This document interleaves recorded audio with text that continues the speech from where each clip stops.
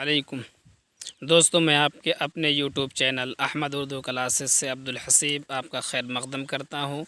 آئیے آج ہم پڑھیں گے سی ٹیٹ کے گرامر کو۔ تو ویڈیو شروع کرنے سے پہلے آپ سے میں گزارش کرتا ہوں کہ اگر آپ نے ابھی تک ہمارے YouTube channel Ahmad Urdu classes کو سبسکرائب نہیں کیا ہے تو سبسکرائب کر لیجئے، اور ویڈیو پسند آئے تو لائک اور شیئر کیجئے، اور ہمارے ساتھ جڑے رہیے تاکہ آپ کی بہتر تیاری ہو سکے۔ چلیے ویڈیو کو شروع کرتے ہیں۔ تو آج چونکہ ہم صفت اور جنس کو پڑھیں گے تو سب سے پہلے صفت اور متعلق فعل میں جو فرق ہوتا ہے، صفت ذاتی اور اسم فاعل میں جو فرق ہوتا ہے اس کو پڑھیں گے، پھر ہم اصل ٹاپک پر آئیں گے۔ چلیے، صفت اور متعلق فعل میں کیا فرق ہے؟ تو آپ جانتے ہیں کہ صفت کیا ہوتا ہے؟ کسی کی اچھائی یا برائی کو جو واضح کرے وہ صفت ہوتا ہے، اور جس کی اچھائی یا برائی بیان کی جاتی ہے وہ موصوف ہوتا ہے۔ صفت کو ایڈجیکٹو کہا جاتا ہے، یعنی وشیشن، اور موصوف کو وشیش کہا جاتا ہے ہندی میں۔ چلیے، صفت کسی بھی اسم کی وضاحت کرتا ہے، جبکہ متعلق فعل صرف فعل ہی کی وضاحت کرتا ہے۔ آئیے ہم مثال سے اس کو سمجھتے ہیں۔ پہلی مثال ہے، کار تیز چل رہی ہے۔ اس مثال میں تیز فعل کی وضاحت کر رہا ہے۔ جو لفظ تیز ہے وہ فعل چلنا کی وضاحت کر رہا ہے، نہ کہ کار کی۔ اور دوسری مثال ہے، تیز کار چل رہی ہے۔ اس مثال میں لفظ تیز جو ہے کار کی وضاحت کر رہا ہے، اس لیے تیز صفت ہے اور کار موصوف ہے۔ صفت ذاتی اور اسم فاعل میں کیا فرق ہے؟ صفت ذاتی کا دوسرا نام صفت مشبہ بھی ہے۔ صفت ذاتی اور اسم فاعل میں فرق یہ ہے کہ صفت ذاتی کسی کی ذات میں ہمیشہ کے لیے پایا جاتا ہے، یعنی وہ خوبی، وہ اچھائی یا برائی ہمیشہ اس شخص کے ذات میں پایا جائے گا، کبھی اس سے الگ نہیں ہوگا، جیسے عقل مند ہونا، بے وقوف ہونا۔ جبکہ اسم فاعل میں کوئی وصف، یعنی کوئی خوبی یا برائی جو بھی ہوگی اس کے اندر ہمیشہ کے لیے نہیں پائی جائے گی، بلکہ جب تک وہ کام کرے گا تب تک اس کو وہ نام اس نام سے پکارا جائے گا۔ جیسے لکھنے والا جب تک لکھ رہا ہے اس کو کاتب کہیں گے، یا ڈاکٹر ہے جب تک وہ مریضوں کا علاج کرتا ہے وہ ڈاکٹر کہلاتا ہے۔ حافظ ہے جب تک قرآن کی حفاظت کرتا ہے یاد کر کے تو وہ حافظ کہلاتا ہے، جبکہ ان سب کا نام الگ ہوتا ہے۔ آئیے ہم پڑھیں گے جنس۔ جنس کیا ہے؟ آپ جانتے ہیں کہ جنس دو طرح کے ہوتے ہیں، تذکیر اور تانیث، یعنی مذکر اور مؤنث۔ تو مذکر اور مؤنث کی دو قسمیں ہوتی ہیں، تذکیر و تانیث حقیقی، تذکیر و تانیث غیر حقیقی۔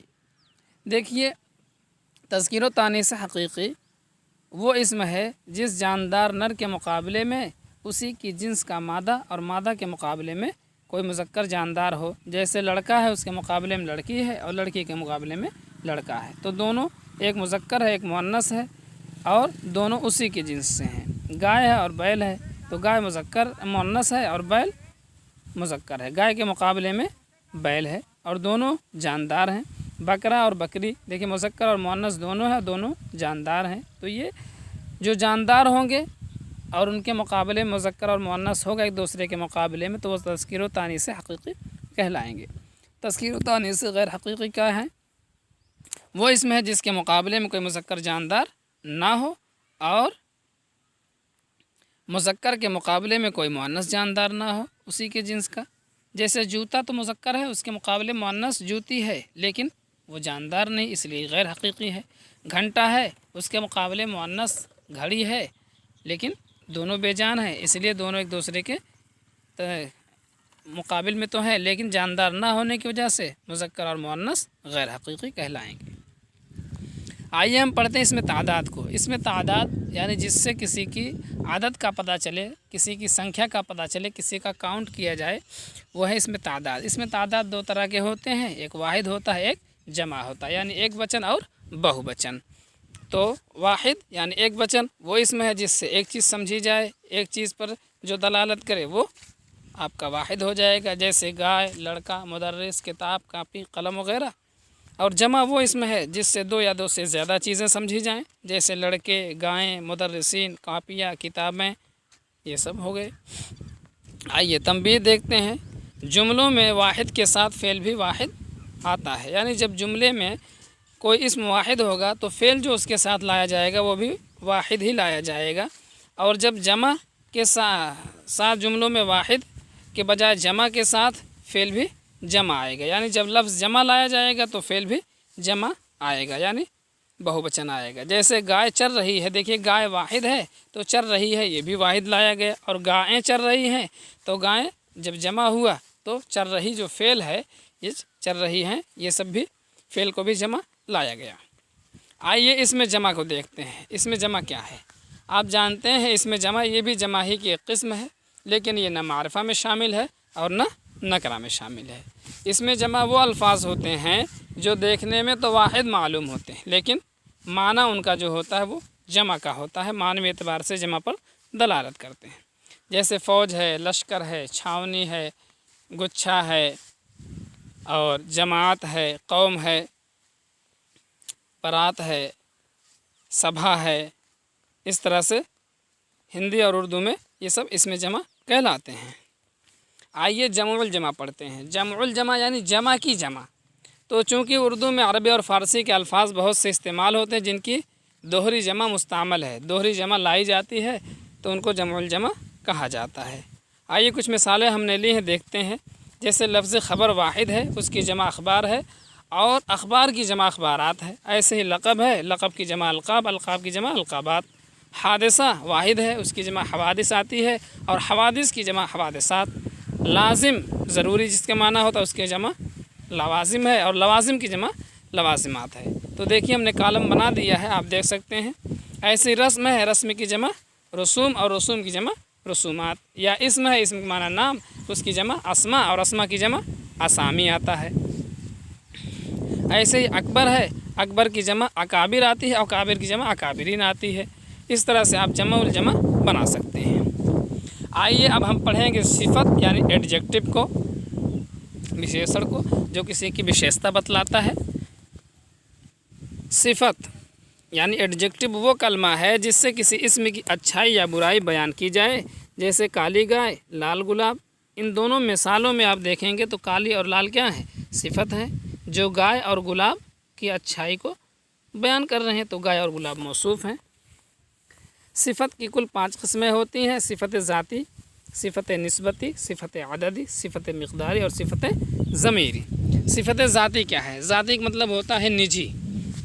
सिफत ज़ाती वो सिफत है जो अपने मौसूफ़ में, यानी जिसकी अच्छाई या बुराई बयान करे, उसमें हमेशा वो शामिल रहे, कभी उससे अलग ना हो। सिफत ज़ाती जो होता है वो अपने मौसूफ़ से कभी अलग नहीं होता है। जैसे काला, तो जो आदमी काला पैदा हुआ है वो काला ही रहेगा। गोरा पैदा हुआ गोरा ही रहेगा। बेवकूफ़ है तो बेवकूफ़, अक्लमंद है अक्लमंद। पस्ता कद है तो पस्ता कद ही रहेगा, वो लंबा नहीं हो सकता। लंबा है तो वो नाटा नहीं हो सकता। सिफत ज़ाती का दूसरा नाम सिफत मुशब्बा है। आइए पढ़ेंगे सिफत निस्बती। निस्बती आप जानते हैं, कहते हैं ताल्लुक़ और लगाव को।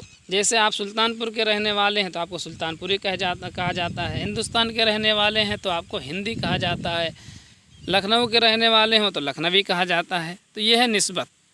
तो ऐसे ही समझिए, सिफत निस्बती वो सिफत है जो किसी शख्स या किसी चीज़ का ताल्लुक़ किसी दूसरी चीज़ या शख्स से या जगह से ज़ाहिर करे। जैसे रामपुर की बनी हुई चाकू तो उसको कहेंगे रामपुरी चाकू। बनारस का पान है तो बनारसी पान कहेंगे। अलीगढ़ का ताला है तो कहेंगे अलीगढ़िया ताला। मुरादाबाद के पीतल के सामान है तो कहेंगे मुरादाबादी पीतल। तो इस तरह से निस्बत के साथ जब सिफत अच्छाई और बुराई बयान करे तो वो क्या है? सिफत निस्बती है। सिफत अददी। अददी आप जानते हैं, अदद कहते हैं तादाद और संख्या को, गिनती को। तो वो सिफत है जिससे किसी इस्म की यानी संज्ञा की तादाद, संख्या मालूम हो। जैसे 2 लड़के, 3 कलम, 5 कंप्यूटर वगैरह। सिफत अददी की अक़साम यानी सिफत अददी की 2 किस्में हैं। एक मुअय्यन होता है और एक गैर मुअय्यन। मुअय्यन का मतलब होता है जो फ़िक्स है, और गैर मुअय्यन जो फ़िक्स ना हो, बिल्कुल निश्चित ना हो। तो सिफत अददी मुअय्यन यानी ऐसा सिफत जो निश्चित है, वो सिफत है जिससे किसी की तादाद मालूम हो और मुतय्यन तौर पर मालूम हो।